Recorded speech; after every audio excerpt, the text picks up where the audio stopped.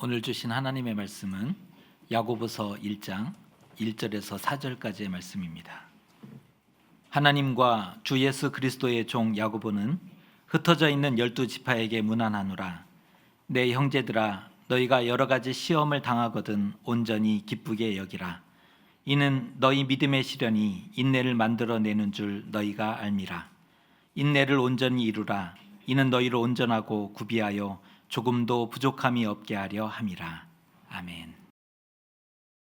올해 우리 교회 표어는 잘 아시듯이 새 믿음, 새 소명으로 잡고 우리가 믿음과 소명을 생각하면서 한 해를 살아가고 있습니다. 그저 제가 연초에 이제 계획을 했던 이 설교 말씀의 계획으로는 상반기에 믿음에 대한 이제 말씀을 같이 나누고 하반기에는 그 믿음으로 인한 이제 결과가 이제 우리의 삶의 소명으로 나타나야 되는데 그 소명에 대한 얘기를 함께 나누면 좋겠다, 그렇게 생각을 하고 계획을 잡았습니다.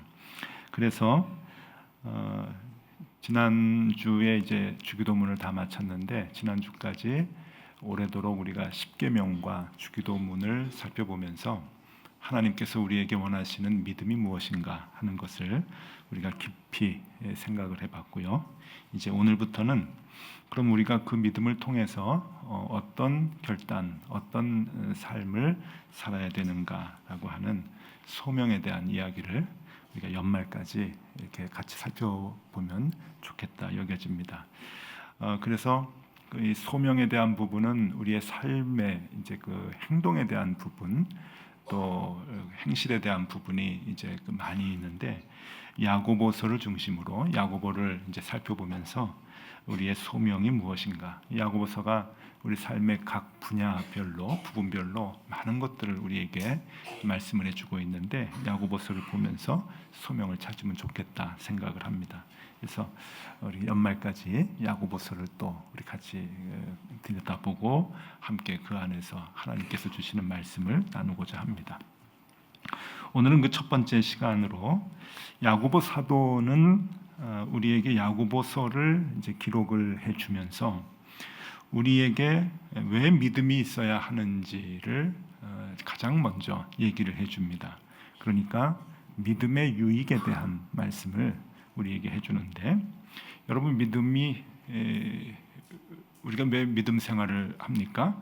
이렇게 물어보면 정리하는 것이 이렇게 참 쉽지가 않은데 야고보 사도가 여기에 대한 정확한 정리를 해주고 있습니다. 믿음의 유익은 우리의 삶의 두 가지로 나타나는데 하나는 우리가 온전해지는 것과 그리고 또 하나는 부족함이 없는 삶을 사는 것이다. 그렇게 3절과 4절에서 얘기를 해주고 있습니다. 온전해지는 것과 부족함이 없는 삶을 사는 것, 참 이제 들으면 들을수록 참 좋은 말씀인데, 먼저 온전해지는 것은 생각을 해보면 이건 이해가 갑니다. 왜냐하면은 이 온전이라고 하는 것은 무엇인가 하면은 온전은 원래대로 그대로 보존이 되거나 회복되는 것을 온전이라고 얘기합니다. 예를 들면 제가 이제 마이크를 쓰고 있는데 이 마이크를 사용하다가 마이크가 좀 고장이 나면은 이거 고쳐야 되는데 수리 보내야 되겠다 해서 애프터 서비스 센터에다 보내든지 공장으로 보냅니다. 그러면은 이 고장난 이 마이크를 잘 수리해 가지고 다시 온전하게 만들어서 보내오는 것이죠. 그래서 처음 만들어진 그 상태로 회복이 되는 것을 온전하다라고 우리는 말합니다. 완전하다고 말을 하지 않고 온전해졌다라고 이야기를 합니다. 믿음이라고 하는 것이 우리의 삶을 온전하게 만든다라고 하는 것이 왜 맞는가 하면은 우리는 하나님의 피조물이죠. 하나님께서 우리를 만드시고 하나님의 말씀으로 우리를 살아갈 수 있도록 매뉴얼을 주셨는데, 믿음은 그 하나님께로 돌아가는 것을 믿음이라고 하죠. 그 하나님을 믿는 것입니다. 그래서 우리가 하나님께로 돌아가고 하나님의 주신 말씀을 기준으로 살아가는 것이 우리가 만들어진 원래의 모습대로 회복이 되는 거죠. 그러니까 온전해지는 겁니다. 하나님께서 여러분과 저를 만들어 주신 그 원래의 모습, 그리고 하나님께서 계획하신 그 계획대로 원래의 계획대로 돌아가는 것. 그래서 온전해진다라고 하는 것을 성경은 계속해서 얘기해주고 있죠. 그래서 하나님의 말씀으로 사는 것은 그 온전해지는 매뉴얼로 살아가는 것이거든요. 그래서 성경을 읽고 그 성경 말씀대로 사는 것을 온전해지는 것이라고 얘기합니다. 디모데후서 3장 16절 17절 말씀을 제가 읽어드립니다. 모든 성경은 하나님의 감동으로 된 것으로 교훈과 책망과 바르게 함과 의로 교육하기에 유익하니 이는 하나님의 사람으로 온전하게 하며 모든 선한 일을 행할 능력을 갖추게 하려 합니다. 우리가 성경을 왜 읽느냐?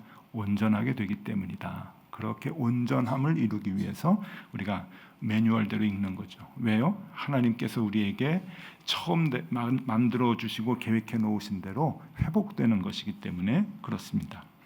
그래서 믿음의 유익 중에 이 첫 번째 부분 온전해진다라고 하는 것은 나름 이해가 갑니다. 믿음을 가지면 우리가 온전해지는구나 이렇게 생각을 하는데 문제는 두 번째 부분입니다. 믿음의 유익이 우리에게 뭘 주는가 하면은 부족함이 없는 삶을 살게 하는데 요거는 조금 의문이 많이 있습니다. 왜 의문이 들까요? 아직도 부족한 게 많아요. 저도 그렇고 우리의 모든 삶에 보면은 부족한 게 너무 많아서 내가 믿음 생활을 잘못하는 건가? 아니면 하나님의 말씀이 거짓말인가? 이렇게 생각이 되는 거죠. 왜냐하면은 하루하루 살아가면서 너무 부족한 것들이 물질적인 것이나 정신적인 것이나 너무 많다 보니까 내가 하나님을 믿는 신앙생활을 함에도 불구하고 하나님이 주시겠다고 하는 이 부족함이 없는 삶은 내가 왜 누리지 못하는가? 그렇게 생각을 할 때가 많이 있게 되는 거죠.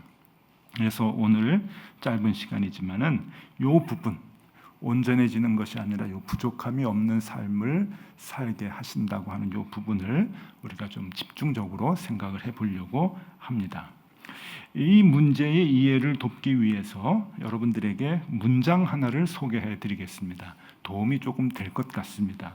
이 문장은 여러분도 잘 아는 한 문장인데 들어보시죠. 산은 산이요 물은 물이로다. 잘 아시죠? 성철 스님이 한마디 하셔가지고 아주 유명해진 말씀인데 이 말은 이제 불교계에서뿐만이 아니고 이제 일반적으로 굉장히 유명해진 그러한 그 한 문장 말씀입니다. 여기에 대해서 이제 조금 소개를 드리려고 하는데 그 성철 스님이 해인사에 계셨죠. 불교 얘기를 해서 조금 죄송합니다만은 그래도 오늘 성경 말씀을 이해하는데 조금이라도 도움이 좀 될 것 같아서 그렇습니다. 이 해인사가 이제 가야산 중턱에 이제 있는데 가야산이 참 험합니다. 꽤 높기도 하고요. 근데 이 해인사는 대한민국을 대표하는 사찰 중에 이제 하나로 그 규모가 굉장히 큽니다. 우리가 알듯이 8만 대장경도 보관을 하고 있죠. 이 해인사에 이제 성철 스님이 이제 주지로 계셨는데 그 해인사에 거기에서 이제 거하신 것이 아니라 이렇게 그 큰 사찰들은 더 깊은 산 속에 암자들을 많이 이제 갖고 있는데 해인사는 16개의 암자를 갖고 있습니다. 그래서 그 가야산 깊은 골짜기마다 암자들이 우리가 보통 생각할 때 한 중형 사찰 같은 정도의 규모의 암자들이 16개나 이제 있는 거예요. 그 중에 가장 유명한 사찰은 아마 백년암이라고 하는 사찰일 겁니다. 왜 유명하냐면은 거기에 성철 스님이 오래도록 계셨기 때문에 그렇죠. 한 20년 가까이 거기에서 이제 수도를 닦으면서 수행을 하시고 그랬는데 그 성철 스님을 1981년도 꽤 오래전이죠. 그때 조계종에서 제6대 종정으로 추대를 했습니다. 옛날엔 그랬던 것 같아요. 기독교의 총회장이나 불교의 조계종 정종이나 종정이나 다 이렇게 이렇게 존경스러운 분들을 추대해서 대표가 좀 되어 주십시오. 그럼 또 사양을 하고 그랬던 게 이제 옛날인데 요즘 참 마음이 안타깝습니다. 교회 총회장도 서로 이제 돈을 쓰고 선거 운동을 하고 되려고 그러고 또 불교도 역시 마찬가지고 그래서 서로 또 끌어내리려고 모함을 하고 이런 것들이 종교계에 다 편만하다 보니까 정말 부끄러우면서 옛날 생각이 많이 나는 거죠. 그래서 그 성철 스님을 추대를 한 거예요. 그 산속에 계시는 분은.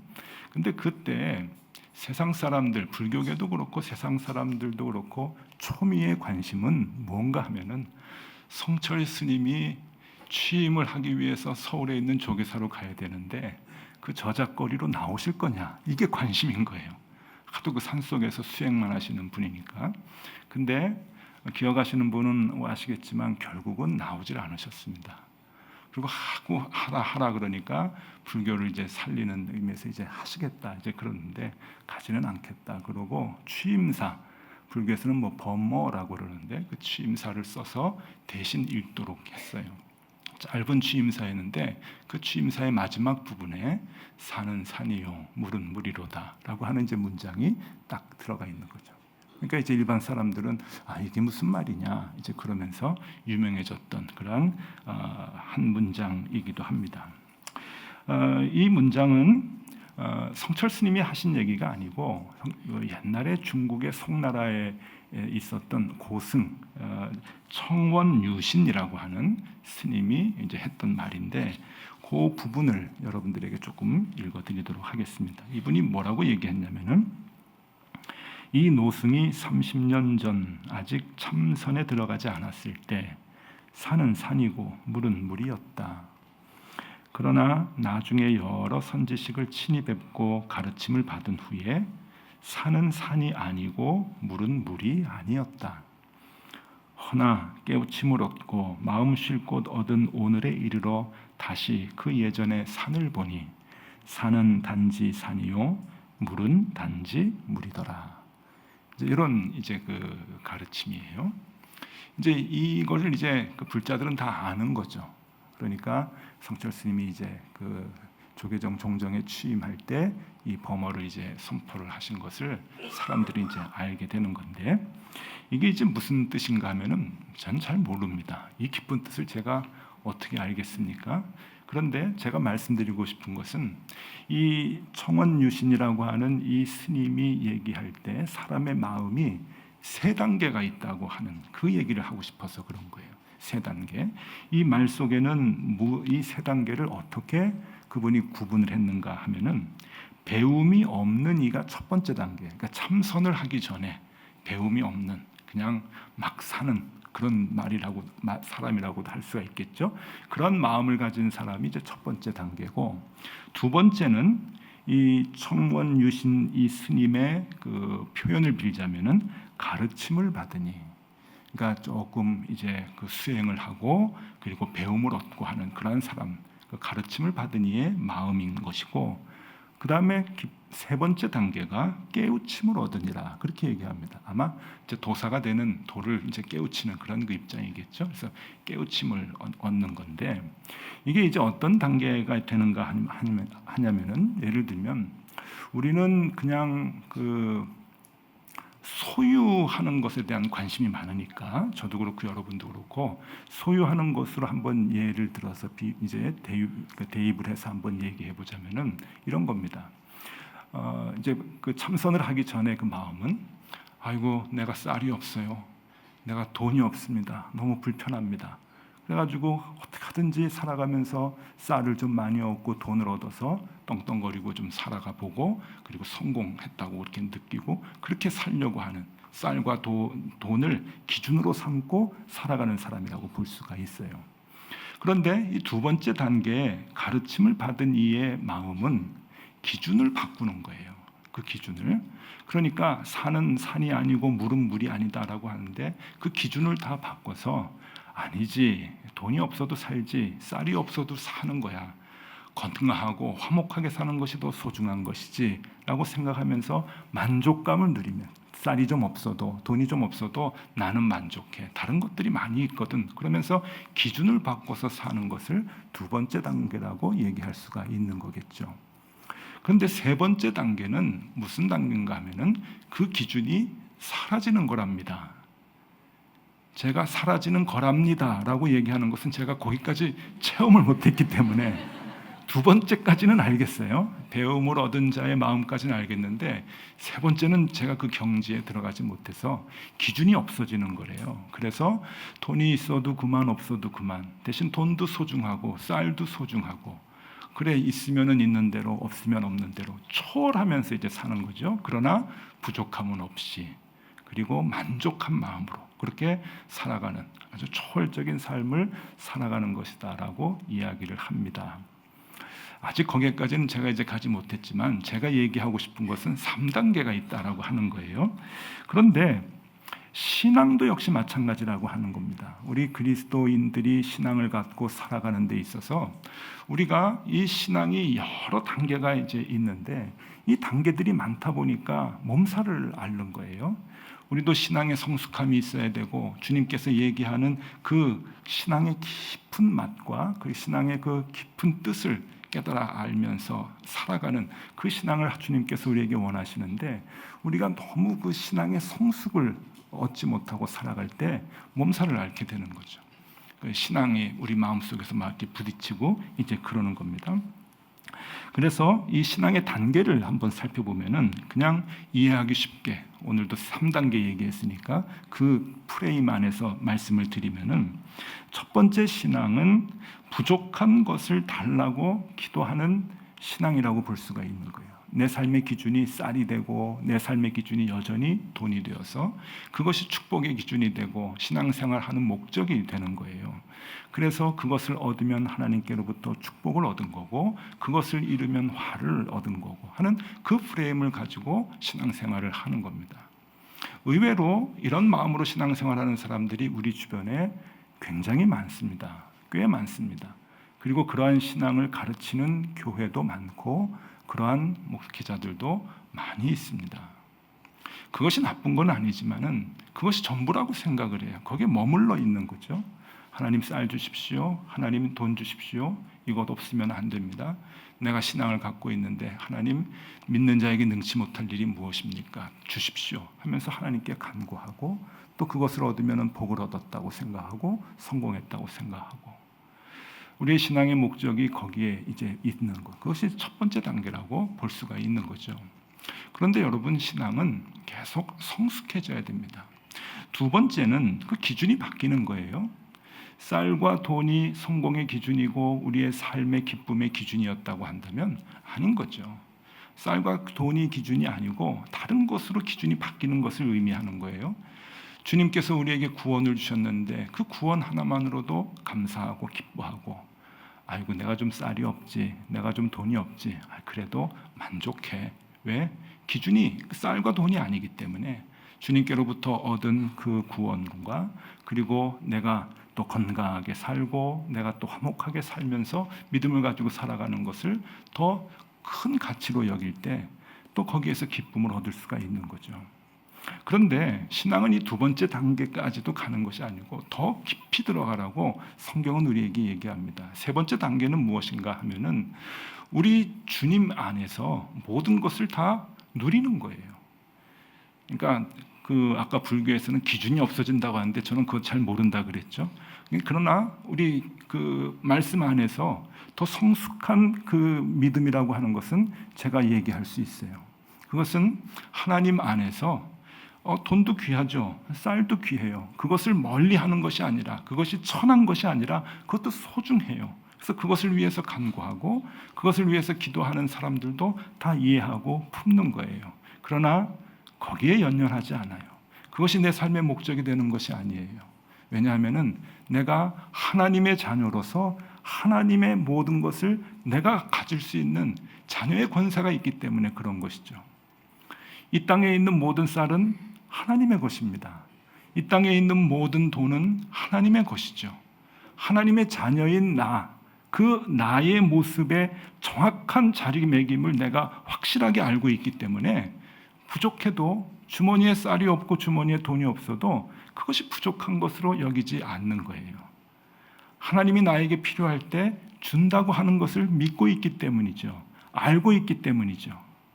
그래서 그 세 번째 깊은 신앙의 단계에 이르기에는 무엇이 가장 필요한 요소인가 하면은 인내가 필요합니다.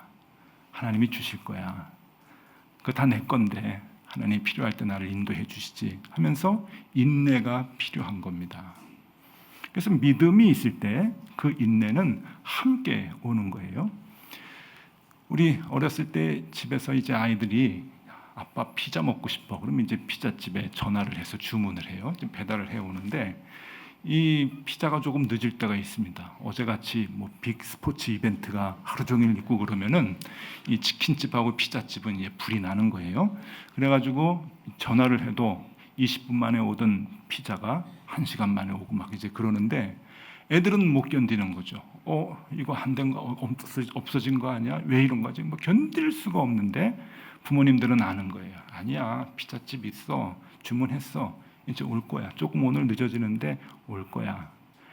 애들은 참지를 못해요. 그런데 부모님들은 참을 수가 있어요. 왜? 신뢰가 있고 믿음이 있기 때문에 그런 거죠. 믿음이 있으면 참을 수가 있는 거예요. 하나님이 확실히 살아계시고 그 하나님이 창조주이시고 그 하나님이 나의 아버지이시고 그 하나님이 이 땅을 운행해 나가시는 주권자이시라고 하는 것을 우리가 믿으면 참을 수가 있는 거예요. 아무리 힘들고 아무리 어려워도 참고 견딜 수가 있는 거죠. 왜? 나는 부족함이 없으니까. 하나님이 채워주시고 인도해 주실 거라고 하는 믿음이 있으니까 그런 거예요. 아이들이 조금 잘못될 수도 있고 공부하다 보면 성적이 안 나올 수도 있고 잘못된 길로 갈 수도 있고 그래요. 왜 우리가 인내하지 못하고 참아주지 못하나요? 하나님을 못 보기 때문에 그런 거예요. 그것도 하나님을 믿는 믿음이 있으면 참을 수 있는 거예요. 왜? 그냥 이 땅에 있는 우리 아이를 보면 부족한 것뿐이지만 부족한 게 없는 거죠. 하나님을 보면 부족한 게 없는 거예요. 하나님이 선한 길로 우리 아이를 인도해 주시겠다고 하는 그 확고한 믿음이 자녀들 앞에서 인내할 수 있도록 만드는 거죠.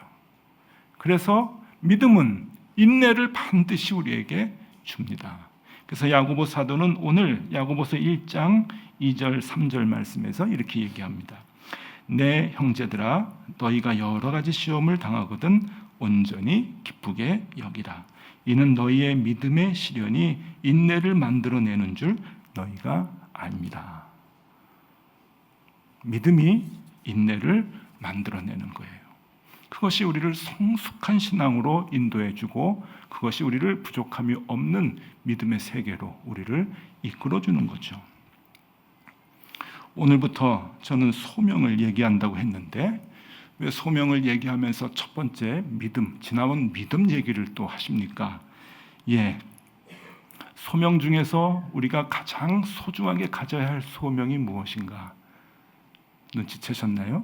그것은 믿음입니다. 우리는 이 소명이 믿음의 결과라고 얘기를 해요.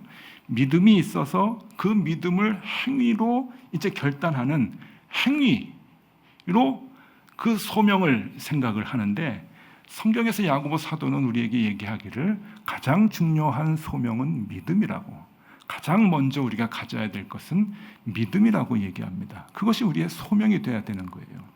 소명이라고 하는 것이 뭡니까? 남들을 돕고 남들을 일으켜 세우고 남들에게 생명을 주고자 하나님께서 우리에게 맡겨주시는 일들 아니에요. 그것을 우리가 소명을 갖고 맡아서 이 땅에 살아가면서 그것을 행해야 되는데 믿음도 남들을 살릴 수 있을까요?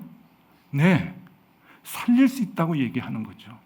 그리고 더 중요한 것은 온전한 그 믿음을 우리가 소유할 때 비로소 내 주변에 있는 사람들을 살리는 거예요. 그러니까 믿음은 그냥 내가 먼 곳에 가서 신앙생활 전도하고 선교하고 그러한 역할을 감당하지 않아도, 이 소명이라고 하는 것은 그러한 것을 하지 않아도 그냥 참된 믿음만 내가 갖고 생활을 해도 가족들과 주변에 있는 사람들을 살리는 거죠. 그래서 믿음은 가장 중요한 소명입니다. 그리고 그 믿음을 기초로 해서 다른 행동들이 나와야 되는 거예요.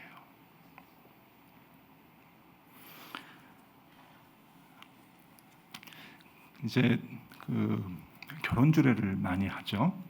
결혼 주례할 때 청년들이 한두 주 전에 이제 와서 주례하는 목사님하고 얘기하는 시간을 꼭 갖습니다. 이제 와서 이제 상담을 하죠. 누군지는 알아야 그래도 주례를 좀 해줘야 되기 때문에 그래요. 많은 교인들은 이렇게 생각을 합니다. 우리 청년들이 자꾸 교회를 뛰쳐나간다고. 청년들이 믿음이 없다고 이제 그런 얘기들을 많이 하면서 걱정을 하는데, 제가 이렇게 그 결혼 주례하면서 청년들 많이 만나보고 그러면서 이제 느끼는 것은 그렇지 않습니다.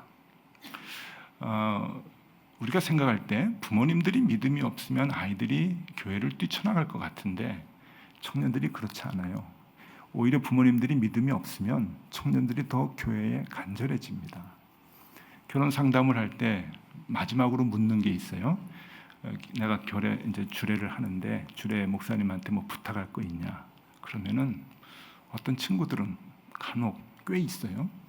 눈물이 글썽글썽하면서 울면서 얘기하는 친구가 있어요. 목사님, 우리 엄마, 우리 아빠 교회를 아직 안 다니십니다. 그러니까 짧은 예배, 짧은 주례사를 통해서 하나님 만날 수 있으면 참 좋겠습니다. 제가 그 여태까지 기도했는데 목사님도 그렇게 꼭 해주세요. 부모님들이 믿음이 없으면 아이들이 부모님이 믿음 갖게 해달라고 간절히 기도할 만큼 아이들은 신앙에 대해서 간절해요. 그런데 그런 청년들이 왜 교회를 뛰쳐나갈까요? 그것은 부모님들의 신앙이 첫 단계에 머물러 있기 때문에 그래요. 신앙이 하나님께서 원하시는 온전한 신앙으로 부족함이 없는 그 신앙을 누리는 그 믿음이 아니고 그저 부모님들의 욕심을 채우고 부모님들의 세상의 욕망들을 채우는 그것으로 신앙생활을 하게 되니까 아이들이 보고서는 아니다 생각하는 거죠. 자꾸 뛰쳐나가는 거죠.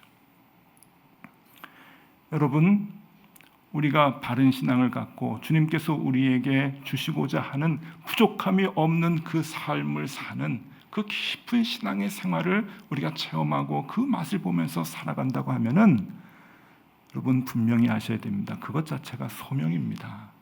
그게 소명이에요. 그렇게 살 때 우리의 자녀들이 변화가 되고 그렇게 살 때 우리의 주변에 함께 일하는 사람들이 하나님을 보게 되고 그것이 천국이 되고 그것이 하나님의 나라가 되는 것이죠. 그래서 우리는 크고 작은 어려운 일들과 환난을 만나도 일비일희 하지 않고 요란스러운 요란을 떨지 않고 하나님 앞에 담대하게 그리고 당당하게 하나님께 부족함이 없는 자녀로서의 삶을 살아갈 수가 있는 거죠. 이 멋진 하나님의 자녀의 삶을 우리가 살 수 있어야 합니다. 살 수 있어야 돼요. 우리가 높은 뜻 덕소교회에서 같이 신앙생활을 하면서 우리가 그 믿음을 지향할 겁니다. 지양이 아니고 지향해 나갈 거예요. 부족함이 없는 삶. 그래서 모든 면에서 만족해서 기쁨이 넘쳐나는 그러한 삶을 우리가 살아가는 저와 여러분들이 다 되실 수 있기를 바랍니다. 기도하겠습니다. 하나님 아버지, 하나님 없이는 살 수 없습니다. 부족하고 연약한 것뿐인 우리 인생이 기쁨과 만족을 누리며 살아갈 수 있는 것은 하나님이 계시기 때문입니다. 우리가 언제나 하나님의 자녀라는 것을 잊지 않게 하시고 날마다 주님의 자녀로 승리하며 살아가게 하여 주시옵소서. 그 믿음을 주시고 그 믿음으로 온전하고 부족함이 없는 삶을 살게 하여 주시옵소서. 예수 그리스도 이름으로 기도드리옵나이다. 아멘.